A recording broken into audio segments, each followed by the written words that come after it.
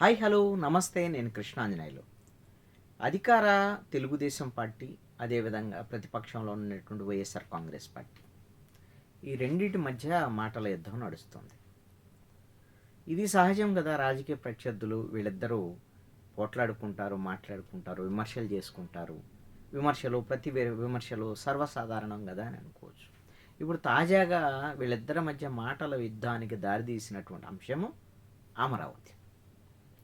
ఆంధ్రప్రదేశ్ రాజధాని అమరావతికి సంబంధించినటువంటి అంశము రెండు పార్టీల మధ్య మాటల యుద్ధానికి దారితీస్తుంది. ఈ అమరావతి మీద మొదటి నుంచి కూడా వైఎస్ఆర్ కాంగ్రెస్ పార్టీ అనేకమైనటువంటి అసత్యమైనటువంటి ప్రచారాలను చేస్తూ వస్తుంది. ఇప్పుడు కూటమి అధికారంలోకి వచ్చిన తర్వాత కూడా ఈ మధ్యకాలంలో వచ్చినటువంటి వర్షాలు, వరదల కారణంగా అదుగో అమరావతి మునిగిపోతుంది, ఇదిగో అమరావతి మునిగిపోతుంది, ఇలాంటి మునిగిపోయేటువంటి ప్రాంతంలో అమరావతి కడుతున్నారు అనేటువంటి విధంగా ఈ మధ్యకాలంలో విపరీతంగా ప్రచారం చేశారు. వాస్తవంగా అది కొండవీటి వాగు, పాలవాగు సంబంధించినటువంటి వాగులు వస్తాయి, పైనుంచి ఆ వాటర్ వస్తుంది. వాటికి సంబంధించి కొండవీటి వాగుకు సంబంధించినటువంటి లిఫ్ట్ దాని ద్వారాగా ఇక్కడ ఏదైతే ప్రకాశం బ్యారేజీకి ఎగువన కొండవీటి వాగు లిఫ్ట్ ద్వారాగా వచ్చినటువంటి వరద నీటిని ఎత్తిపోసేటువంటి లిఫ్ట్ని గతంలోనే ఏర్పాటు చేయడం అనేది జరిగింది. ఇప్పుడు ఈ కెపాసిటీ అది కూడా సరిపోదు అని ఇంకొక లిఫ్ట్ను కూడా ఏర్పాటు చేస్తున్నారు. దాంతోపాటుగా అంతర్గతంగా ఒక 3 రిజర్వాయర్లని కూడా ఈ విధమైనటువంటి వరద నీరు వచ్చేటువంటి దాన్ని నిలుపుదల చేసి దాని ద్వారాగా గ్రౌండ్ వాటర్ పెంచటము, దాని ద్వారాగా ప్రజలకు ఆహ్లాదకరమైనటువంటి పార్కులు, దాని చుట్టూ వాకింగ్ ట్రాక్ ఇలాంటివి పెట్టేటువంటి ఏర్పాట్లు కూడా, ఒక పర్యాటక ప్రాంతంగా దాన్ని మార్చేటువంటి ఆ రిజర్వాయర్లని మార్చేటువంటి ప్రయత్నం కూడా ఇది ప్రభుత్వం వైపు నుంచి జరుగుతుంది. ఇవన్నీ పక్కన పెట్టేసి వైఎస్ఆర్ కాంగ్రెస్ పార్టీ ఇప్పుడు మునుగుతుంది అని ప్రచారం చేయటం, దీని ద్వారా ఎవరు నమ్మేటువంటి అవకాశం లేదు వైఎస్ఆర్ కాంగ్రెస్ పార్టీ. అయినా సరే వాళ్ళ ప్రచారాన్ని ఆపటం. అయితే ఇప్పుడు తాజాగా వైసీపీ టీడీపీ మధ్య జరుగుతున్నటువంటి ఈ అమరావతికి సంబంధించినటువంటి వివాదానికి సంబంధించినటువంటి పంచాయతీ ఏంటి అని అంటే అమరావతికి చట్టబద్ధతకు సంబంధించినటువంటి అంశం. ఈ అమరావతి చట్టబద్ధతకు సంబంధించినటువంటి అంశమైన ఇప్పుడు అమరావతికి చట్టబద్ధత కల్పించండి, భవిష్యత్తులో ఎప్పుడూ కూడా ఈ అమరావతికి సంబంధించిన రాజధానిని మార్చేటువంటి అవకాశం లేకుండా చూడండి. గతంలో వైఎస్ఆర్ కాంగ్రెస్ పార్టీ అధికారంలోకి రాగానే 2015లో అమరావతిని యాక్సెప్ట్ చేసిన వైసీపీ 2019లో గెలవటానికి ముందేమో అమరావతిలోని రాజధాని ఉంటుందని చెప్పి గెలవగానే 3 రాజధానులు అంటూ మరో రాగం ఎత్తుకున్నాడు జగన్మోహన్ రెడ్డి. దాంతో కంగు తిన్నారు రైతులు, ఆంధ్రప్రదేశ్ ప్రజలకు కూడా. ఒక 5 ఏళ్ల పాటు ఉద్యమం జరిగింది. ఆ ఉద్యమాన్ని అణచిపెట్టేటువంటి ప్రయత్నం కూడా జగన్మోహన్ రెడ్డి చేశాడు. తీరా 3 రాజధానులు అమలు చేయలేకపోయాడు, బొక్కబోర్లా పడ్డాడు. 3 రాజధానులు లేదు, ఏం లేదు, ఇంకా అమరావతి రాజధానిగా మిగిలినటువంటి పరిస్థితి. జగన్మోహన్ రెడ్డి కూడా ఘోరంగా వైఎస్ఆర్ కాంగ్రెస్ పార్టీ ఓడిపోయినటువంటి పరిస్థితి కూడా మనం చూసాం.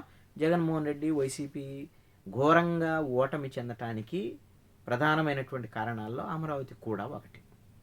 ఇక అభివృద్ధి లేకపోవటం, అప్రజాస్వామికమైన చర్యలు, నిరుద్యోగ సమస్య పెరగటము, అప్పుల భారము, ఇవన్నీ వైఎస్ఆర్ కాంగ్రెస్ పార్టీ ఓటమికి కారణాలుగా ఉన్నాయి. దాంట్లో ప్రధానమైన అమరావతి కూడా.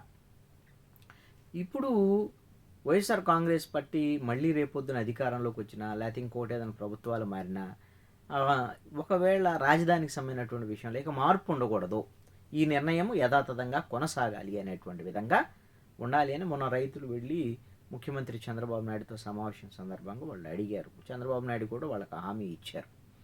ఏమని? చాలా స్పష్టంగా పార్లమెంట్ సమావేశాల్లో, ఇప్పుడు బడ్జెట్ సమావేశాల్లో కన్నా ఇప్పుడు జరిగేటువంటి శీతాకాల సమావేశాల్లోనే బిల్లు పెట్టి ఆంధ్రప్రదేశ్ విభజన చట్టానికి సంబంధించినటువంటి పునర్విభజన చట్టంలో సవరణ చేసి చట్టబద్ధత కల్పించేటువంటి చర్యలు తీసుకుంటాము అని ఆంధ్రప్రదేశ్ ప్రభుత్వం తరపున చంద్రబాబు నాయుడు రైతులకు చెప్పున్నారు. అందుకు అనుగుణంగా బిల్లు కూడా పంపించారు. బిల్లు పంపిస్తే దాని మీద న్యాయశాఖ పరిశీలన అనంతరం మళ్ళీ తిరిగి బిల్లు అది కొన్ని సవరణలు చేయాల్సిందిగా, కొన్ని మార్పు చేర్పులు చేయాలని, ఇప్పుడు యథాతథంగా అమలు చేయలేమని వాళ్ళు తిప్పి పంపారు. దీనికి కారణం ఏంటంటే సింపుల్గా 2015 నుంచి రాజధాని అమరావతి ఏర్పడింది. వాస్తవంగా విభజన చట్టంలో సెక్షన్ 5 ప్రకారంగా, దాంట్లో సబ్ క్లాస్ 2 ప్రకారంగా రాజధాని అనేటువంటిది రాష్ట్ర విభజన తర్వాత హైదరాబాదు ఒక 10 ఏళ్ల పాటు ఉమ్మడి రాజధానిగా ఉంటుంది. 10 ఏళ్ల తర్వాత ఆంధ్రప్రదేశ్ కొత్త రాజధానిని ఏర్పాటు చేసుకుంటుంది అని ఉంది. ఇప్పుడు ఈ ప్రపోజల్ ఏం పంపించారు? 2015 నుంచి మేము రాజధానిని ఏర్పాటు చేసుకున్నాం, ఇక్కడే కొనసాగుతుంది. అప్పటి నుంచి అంటే రాష్ట్ర విభజన దగ్గర నుంచి ఇప్పటి వరకు కంటిన్యూస్గా రాజధాని అమరావతి అనేటువంటి విధంగా మీరు చట్ట సవరణ చేసి పంపండి అని. కానీ అది సాంకేతికంగా సాధ్యం కాదు అని కేంద్ర ప్రభుత్వం స్పష్టం చేసినటువంటి అంశం. కారణం ఏంటి అని అంటే, ఆల్రెడీ ఉమ్మడి రాజధాని హైదరాబాద్ ఉంది కదా, 2024 వరకు ఉంటుంది కదా, 14 నుంచి 24 వరకు ఉంది కదా. మరి అప్పుడు ఇక్కడ ఆంధ్రప్రదేశ్ రాజధాని అమరావతి అని ఎలా ఇస్తాం? కాబట్టి 2024 నుంచి మాత్రమే ఆంధ్రప్రదేశ్ రాజధాని అమరావతి ఉంది అనేటువంటిది దాన్ని గుర్తించడం సాధ్యమవుద్ది అనేటువంటి దాని మీద దీనికి సంబంధించినటువంటి సవరణలు, అదేవిధంగా అమరావతి రాజధానికి సంబంధించినటువంటి నిర్మాణానికి నిధులు, వ్యవహారం, వీటికి సంబంధించినటువంటి అంశం కూడా క్లారిటీగా ప్రపోజల్స్ పంపండి అని వాళ్ళు పంపారు. ఒక రాష్ట్ర ప్రభుత్వాల మధ్య ఏదైనా ఒక బిల్లుకు సంబంధించినటువంటి అంశం కానీ, లేకపోతే పార్లమెంట్లో చర్చ కానీ, లేకపోతే పార్లమెంట్లో చట్టం చేయాలన్నా, లేకపోతే చట్టాలను మార్చాలన్నా, ఏదైనా ఆంధ్రప్రదేశ్ ప్రభుత్వం లేకపోతే ఏదైనా రాష్ట్ర ప్రభుత్వం పంపితే వాటికి కొన్ని సవరణలు, వ్యవహారం, వాళ్ళు తిప్పి పంపడం, మళ్ళీ తిరిగి వీళ్ళు పంపడం, ఇవన్నీ కూడా ఉత్తర ప్రత్యుత్తరాలు అనేటువంటిది సర్వసాధారణమైనటువంటి విషయం. దీన్ని వైఎస్ఆర్ కాంగ్రెస్ పార్టీ సాగ్గా చూపించి, ఇంకేముంది బిల్లు తిరిగి వచ్చేసింది, అమరావతి చట్టబద్ధత లేదు, ఏమీ లేదు, వీళ్ళు కావాలని ప్రచారం చేస్తున్నారు, ఇదిగో ఈ పార్లమెంట్ సమావేశాలు అవుతాయని అన్నారు, లేదు వచ్చే పార్లమెంట్ సమావేశాలు పెడతామని చెప్పేసి కేంద్ర మంత్రి పెమ్మసాని చంద్రశేఖర్ చెప్తున్నారు, ఇదంతా ఉత్తుత్తి ప్రచారమే, అసలు ఆ బిల్లు అక్కడ పాస్ అయ్యేదానికి అవకాశం లేదు, పార్లమెంట్లో చట్ట సవరణ కూడా జరిగేదానికి అవకాశం లేదు, అసలు అమరావతి రాజధానికి సంబంధించినటువంటి విషయంలో చాలా చిక్కుముడులు ఉన్నాయి, ఇవంతా కూడా ప్రచారం చేసి రైతుల్ని మభ్యపెట్టి మోసం చేసేటువంటి విధంగా అధికార తెలుగుదేశం పార్టీ వ్యవహరిస్తుంది, కూటమి ప్రభుత్వం వ్యవహరిస్తుంది అని వైఎస్ఆర్ కాంగ్రెస్ పార్టీ విపరీతంగా ప్రచారం చేస్తుంది. అసలు అమరావతికి చట్టబద్ధత లేదు, చట్టబద్ధత తీసుకురాలేకపోయారు, ఇప్పుడు దాకా చెప్పారు అదుగో ఇదిగో అని, ఇప్పుడు ఆ చట్టబద్ధత వస్తుందని చెప్పేసి మళ్ళీ భూ సమీకరణకి వెళ్తున్నారు, అసలు ఇచ్చినటువంటి రైతులకే దిక్కు లేదు, రైతులు ఇబ్బందులకు గురవుతున్నారు, ఇప్పుడు మళ్ళీ 20,000 ఎకరాలు తీసుకుంటామని మన క్యాబినెట్లో తీర్మానం చేశారు, ఇప్పుడు గ్రామ సభలు జరుగుతున్నాయి, రైతులందరూ కూడా ఇప్పుడు ఆందోళన వ్యక్తం చేస్తున్నారు. రైతులు ఇది గతంలో ఇచ్చిన రైతులే నష్టపోయి ఉన్నారు, వాళ్ళకి డెవలప్ చేసిన ల్యాండ్లు ఇవ్వలేదు, డెవలప్ చేసినటువంటి ఫ్లాట్స్ కానివ్వండి, ఇవన్నీ ఇవ్వాల్సినటువంటి బాధ్యత ఈ ప్రభుత్వం మీద ఉంది, ఇంతవరకు ఇవ్వలేదు సాకులు చెప్తుంది, మళ్ళీ ఇప్పుడు భూ సమీకరణకి వెళ్తుంది, రైతులు నమ్మటం లేదు ఈ ప్రభుత్వాన్ని అనేటువంటి విధంగా వైఎస్ఆర్ కాంగ్రెస్ పార్టీ విస్తృతంగా ప్రచారం చేస్తుంది.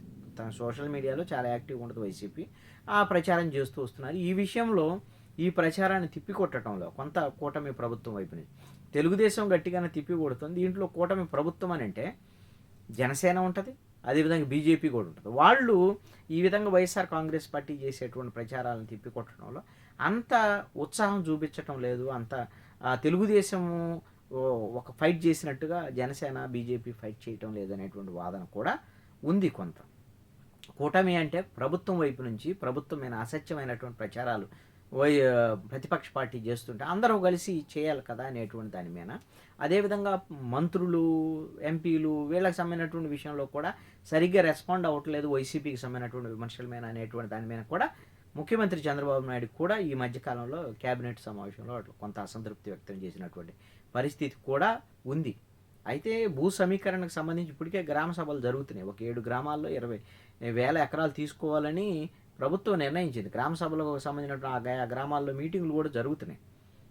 పెదకూరపాడు ఎమ్మెల్యే అక్కడ ఎప్పుడైతే భాష్యం ప్రవీణు, అదేవిధంగా అక్కడ రైతులందరినీ సమీకరించటము, అక్కడ సమావేశాలు, అదేవిధంగా తాటికొండ ఎమ్మెల్యే శ్రవణ్ కుమారు, పెమ్మసాని చంద్రశేఖర్తో పాటు మంత్రి నారాయణ వీళ్ళందరూ వెళ్ళి ఆ గ్రామాల్లో రైతుల్ని అవేర్నెస్ తీసుకువచ్చి రైతుల నుంచి భూ సమీకరణకు ఒప్పందం చేసుకునేటువంటి ప్రయత్నాలు అయితే జరుగుతున్నాయి.